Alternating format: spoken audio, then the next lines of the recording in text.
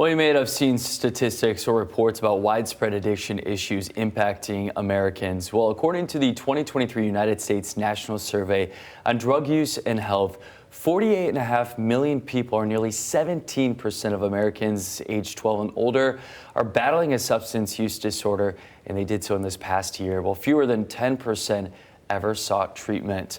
Part of the problem is lack of access to affordability, quality recovery options. And that's all about to change in Ottawa County. Terry DeVore here now with this story. Good morning. That's right. Yeah, they say that some of life's greatest creations can come from a place of deep pain. And that's exactly what took us to Selah House Recovery in Hudsonville. One woman has turned her experience with addiction and recovery into an incredible purpose to help other women who are walking the same path. Well, I've been in recovery for a little over 11 years, and there really wasn't anything. Sherry Hoppin hid a secret: alcohol addiction.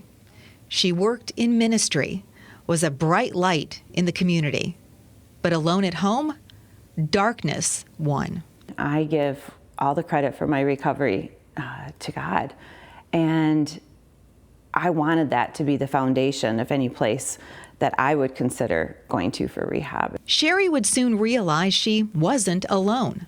Our daughter-in-law went through an addiction, and we spent a lot of time trying to find a faith-based recovery in our area where she could go, looking for all the same things that I was looking for myself. Both women eventually found recovery in separate programs, but their struggle to do so ignited a desire to create their own program for other women facing addiction.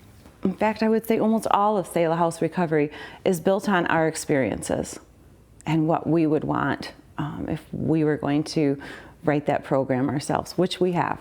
The amenities? Semi-private bedrooms and bathrooms, a library, arts and crafts area, and private counseling rooms designed to nurture the mind and soul. That's what we pursue here, and we pursue that with a curriculum based on the fruit of the Spirit from the Bible.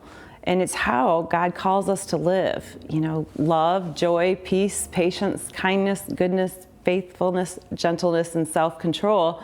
The program lasts 40 days, 30 of those residential.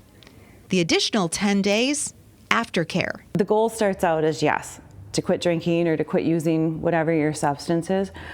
But Sherry and her family are making sure the experience is so much more, proving it's possible to recover that light in your own personal darkness.